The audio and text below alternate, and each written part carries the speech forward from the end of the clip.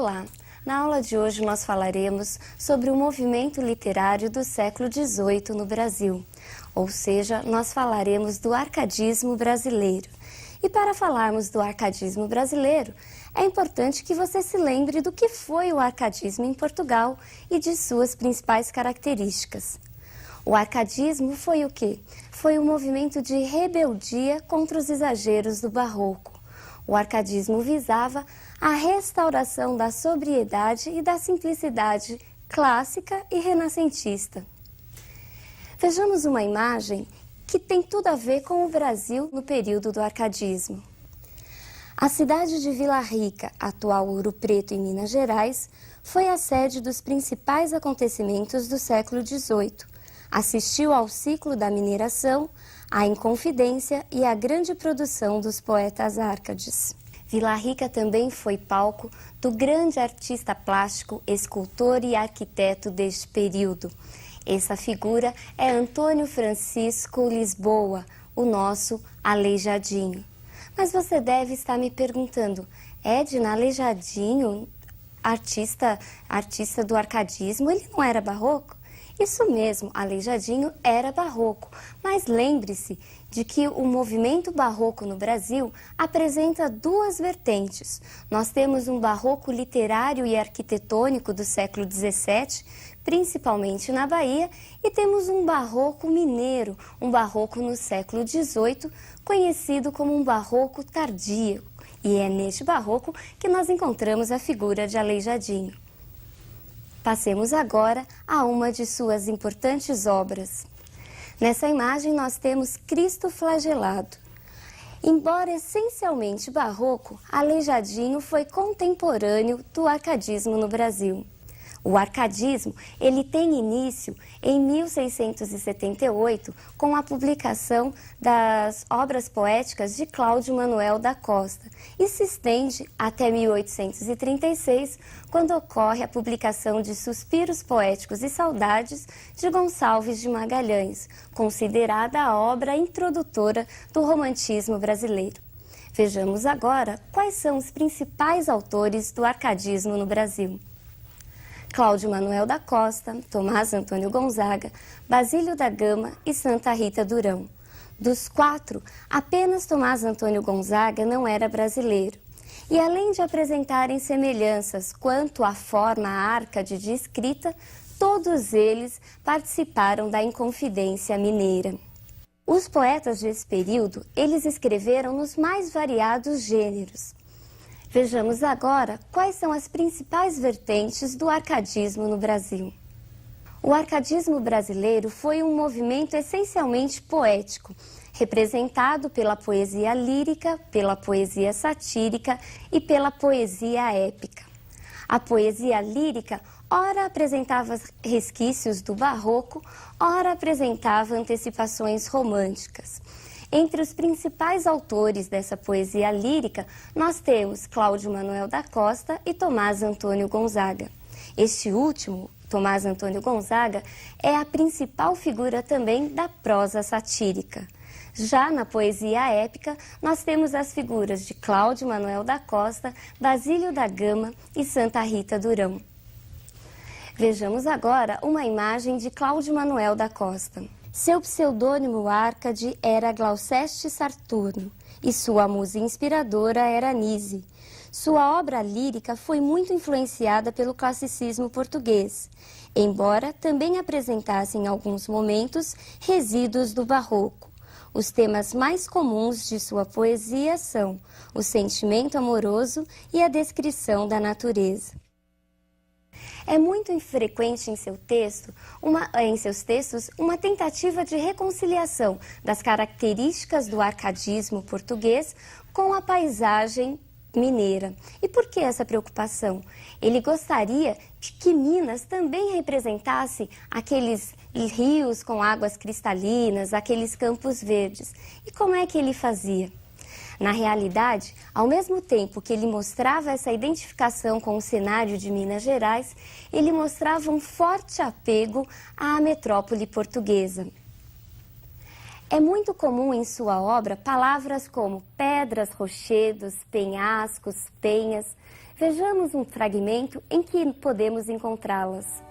Destes penhascos fez a natureza, o berço em que nasci, ó quem cuidara, que entre penhas tão duras se criara, uma alma terna, um peito sem dureza. Cláudio Manuel da Costa também escreveu um poema épico chamado Vila Rica. Não se esqueça que Vila Rica é a nossa atual Ouro Preto, lá no estado de Minas Gerais. Neste poema, ele narra a história da fundação da cidade, enaltecendo os feitos dos bandeirantes. Vejamos agora uma imagem do nosso outro grande poeta, Tomás Antônio Gonzaga. Seu pseudônimo Árcade era Dirceu e sua musa inspiradora era Marília. Entre suas principais obras estão Cartas Chilenas e Marília de Dirceu. Cartas Chilenas é um poema satírico escrito em versos decassílabos, que circulou em forma de manuscritos anônimos em toda a Vila Rica num período anterior ao processo da Inconfidência Mineira. Nessas cartas, nós encontramos a história de Fanfarrão Minésio, um governador autoritário, imoral e meio narcisista. O emissor dessas cartas é Critilo e o destinatário é Doroteu. Depois de vários estudos, chegou-se à conclusão que Critilo era o próprio Tomás Antônio Gonzaga, enquanto Doroteu era Cláudio Manuel da Costa. E por que então carta chilena se nós estávamos em Minas Gerais? Na realidade, o Chile era Minas Gerais e Santiago a própria Vila Rica. Tomás Antônio Gonzaga estava criticando o governador de então. Na realidade, era uma crítica a uma pessoa específica e não a instituições. Marílias de Dirceu é sua obra também muito conhecida. Segundo a história, foi uma das obras mais publicadas em língua portuguesa. E as liras contam a história baseada no amor verdadeiro entre Tomás Antônio Gonzaga e a jovem Marília Doroteia.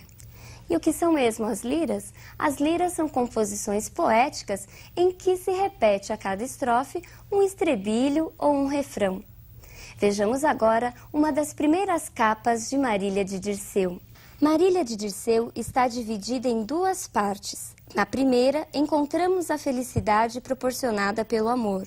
Na segunda, num tom mais negativo, provocado pelos sofrimentos advindos da prisão, encontramos uma série de reflexões sobre a justiça humana e a lembrança da amada.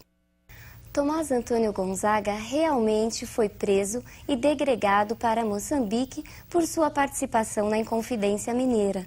Daí esse tom negativo, esse tom pessimista na segunda parte das liras de Marília de Dirceu. Outro grande poeta Árcade é Basílio da Gama. Basílio da Gama tem como obra principal o poema épico O Uruguai. Cuidado que não é o Uruguai, mas sim o Uraguai. Esse poema épico, ele vai contar a história, ele vai narrar as lutas dos índios de 7 povos das missões no Uruguai contra o exército luso-português. Este poema épico, ele não fica preso aos modelos da épica camoniana, muito pelo contrário. Enquanto Camões apresenta 10 cantos, Basílio da Gama constrói seu poema com apenas 5 cantos e não se utiliza também dos versos rimados, ou seja, seus versos são brancos. Também não há a divisão da obra em estrofes. Vejamos agora uma das primeiras capas do poema O Uruguai. Entre as personagens destacam-se Gomes Ferreira Andrada, o herói português, Balda, o vilão, uma caricatura dos jesuítas, e os índios Cacambo, Lindóia, sua esposa, Caitutu e Tanajura, a vidente. Neste poema, o índio aparece pela primeira vez como a figura do bom selvagem e aqui encontramos também a exaltação, a descrição inflamada da natureza, da paisagem brasileira. Um dos episódios mais importantes desse poema épico é a morte da índia Lindóia, que se deixa ser picada por uma serpente venenosa depois da morte do marido. Outro grande poeta deste período é Santa Rita Durão. Sua obra mais importante é, sem dúvida alguma, o poema épico Caramuru. Mas contam aí as más línguas que Caramuru não foi muito bem aceito na época. E Santa Rita Durão, numa atitude aí de nervosismo, acabou rasgando todos os outros poemas que já havia escrito. Passemos a uma das primeiras capas de Caramuru. O poema, escrito nos moldes da época camoniana, caracteriza-se pela exaltação da paisagem brasileira. Entre as personagens destacam-se o português Diogo Alves Correia, o Caramuru, e as índias Paraguaçu e Moema. O poema Caramuru, ele conta a história do processo de fundação, do processo aí de descobrimento da Bahia, do estado da Bahia. Neste processo, nós temos aí a chegada do português na figura de Diogo. Quando Diogo chega em terras brasileiras, ele é tido como um deus, uma espécie de trovão, daí ser chamado de Caramuru. Todo esse poema ele foi escrito nos moldes da poesia camoniana, ou seja, apresentando 10 cantos, versos rimados e estrofes também, dividindo aí esses versos. O episódio mais famoso de Caramuru é o trecho que narra a morte da Índia Moema. Vejamos uma imagem que ilustra e que é conhecidíssima deste episódio. Moema era apaixonada por Diogo, mas é Paraguaçu quem se casa com ele. Quando os dois estão indo para Paris, Moema se lança ao mar, nadando atrás do navio e acaba morrendo afogada. É importante lembrar que o arcadismo foi o movimento literário responsável pela primeira vez pelo início da busca de uma identidade realmente nacional para a nossa literatura. Mas, segundo alguns estudiosos, este início, essa busca, essa identidade nacional, somente será alcançada na escola posterior, ou seja, no romantismo, onde os limites da colônia e da metrópole realmente começam a se firmar, a ficarem mais nítidos para todo mundo. Por hoje é só, um abraço e até a nossa próxima aula.